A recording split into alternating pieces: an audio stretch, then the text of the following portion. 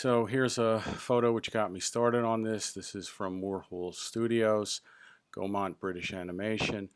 And this man was identified as a gentleman named Ralph Wright, who's an illustrator. You can look him up. He won an Academy Award for Winnie the Pooh, but he really looked quite a bit like Bela Lugosi. And from him, I was able to identify almost everybody else in the photo. I call him my index person, who's a person of focus. And what I did was look up people related to Bela Lugosi, and I found Ed Wood in the same photo as a guy named Doug Lowe. This is a big problem if you know the history of the two of them. Dr. Frankenstein, Colin Clive, and this is Peter Cushing. And we identified just about all of them using Bela Lugosi. Now, sometimes I went from one person to another and used somebody else to find somebody else, but he was the person who got me started. And this is where I left off, somewhere in the middle of part 3. And I promised I would do this slide, but it was going to open up a whole can of worms, and you'll see that this is the case. I identified this woman as Betty Davis. I did it strictly on look, and you'll see in a little bit that I'm correct on this because I'm going to identify these two by showing you what films the three of them were in together. So she's identified as a woman named Jean Woods. This is Waclaw Mahan and Bettina Hansford. So we look at films using Betty Davis as our index person. We look at films of Betty Davis and see if we can identify somebody in a picture that looks like him. And sure enough, here we find a guy named John Dahl, and this is virtually an identical match. Same kind of oval face, a little bit of roundness, sleepy eyes here, brow, hair. This is the same man here, and he appeared in a film with Betty Davis called The Corn is Green. Now, I couldn't find Bettina Hansford in a photo with Betty Davis, at least who I discovered she was. So I used John Dahl, and he becomes our index person. And who do I find but Deanna Durbin? And Deanna Durbin was a very significant actress of her time. You cannot find too many films of her. They have never released them. They released them once, I believe, on VHS, and there's a good reason why they didn't release her on VHS, and you'll see that in a little while. So using Betty Davis, who I identified strictly by her look, and I have her somewhere else, I found John Dahl. So here's a film with Davis and Dahl and Deanna Durbin, and here's a film with Deanna Durbin and John Dahl. It's called Something in the Wind, and Donald O'Connor's in there, and I am looking for him as well. All right, now you wonder how can these two people be the same person, and despite some very similar feature, Deanna Durbin has a much fuller look, fuller cheeks and features. They do look similar but not identical, and so why is that? I mean, the hair looks pretty good, same kind of color, quality, texture to it, you know, same kind of brow. But again, these big cheeks are an issue, and the reason they don't look exactly the same is movie magic. Makeup, synthetic prosthetics applied to the cheeks, bridge of nose and chin to give a more rounded appearance. So you look, these big, full, lush-looking cheeks and face, and here again, here as well. This one really looks sort of fake, giving a plastic sort of appearance. This is sort of a more natural look. It's a grainy photo though. Now in the next picture I'm going to give an extreme example, so brace yourselves. And this is Jack Nicholson, and I suspect this is what he looks like under his makeup. I don't know if they've added anything, but you can see lines and wrinkles and whatnot to him, and here he is as the Joker. And yeah, I suspect this is his look, but you can see that that they have applied prosthetics here. You can see the bulging cheeks, and they make him that little bit of comical, sinister look to him by applying latex prosthetics to his face.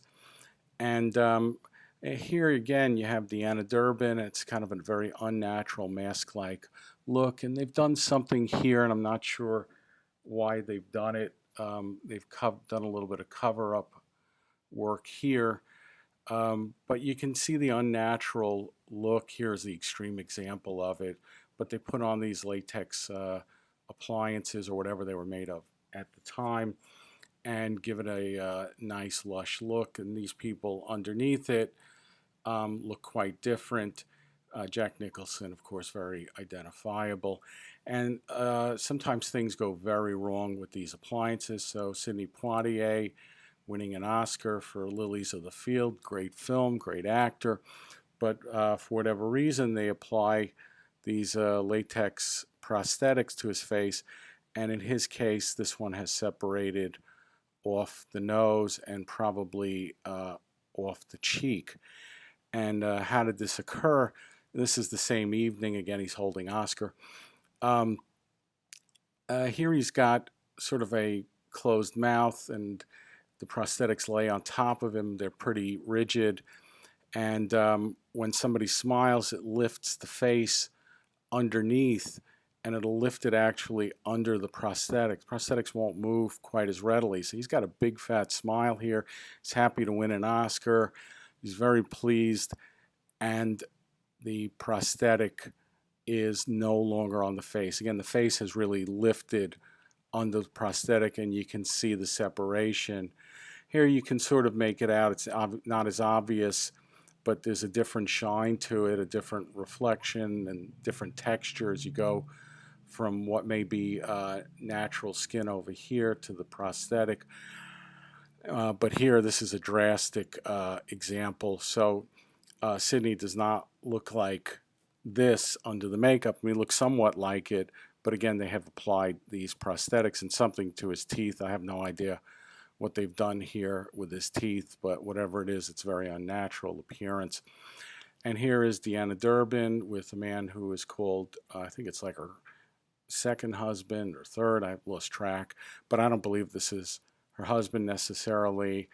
And here's the product of their union, somebody's union. But you can see the prosthetics here on the face. It's got a little bit of a barbell look, goes from one cheek over the nose, and the other one may come down over the chin as well. It probably does, and it's applied maybe in one piece. I'm not 100% sure, but again, big problem, again, smiling, because the skin separates from the latex prosthetic, and you can see the opening here. So you actually can see a little bit underneath the prosthetic, and again, kind of a shiny appearance to it. The rest of the skin looks dull in comparison.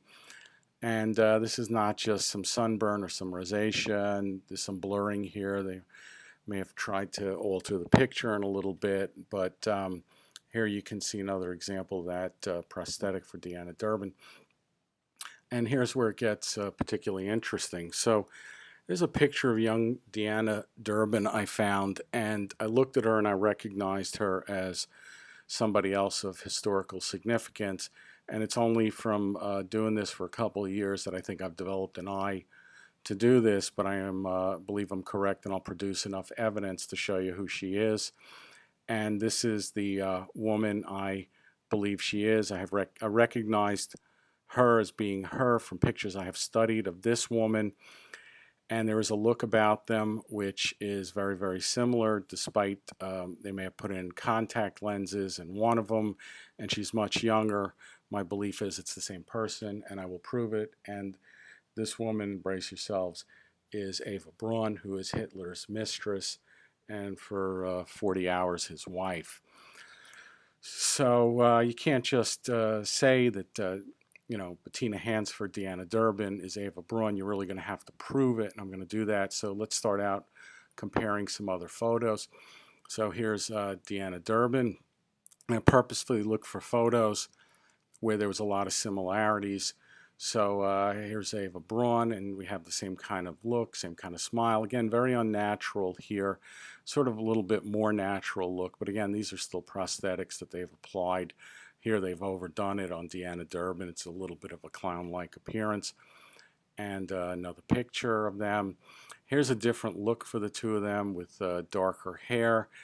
Um, this is probably, again, a slightly more natural look. Here they really blow up that face, but similar features. I found one of Deanna Durbin with sort of a kinky looking mousy brown hair, and similar hair quality here, so a much older woman. So we're still going to need to provide you with more proof. So what I've done is I dug up a photo of Ava Braun, and this is a staged photo. These people are actors, and they're put here with Ava Braun, who I believe is Deanna Durbin, also Bettina Hansford. And again, it's reckless for me to say it without proving it, so I'm going to give you proof right now. So this is Ava Braun. And if she's Deanna Durbin, and I believe this is a staged photo, then I should be able to identify most, if not all, of the people in this photograph, which I do. So I'm going to look for photographs of Deanna Durbin and look for other people who've starred in movies with Deanna Durbin and see if they turn up in this photo. Again, this is Ava Braun, and the gentleman here is Hermann Fagelin. And Hermann Fagelin was General of the Waffen SS and murdered a whole slew of civilians in a punitive operation. And there's Ava Braun, some history on her if you want to look at it, but let's go focus on this picture. So here's Ava Braun. And again, this is going to be very difficult to wrap your mind around, but we're going to start with this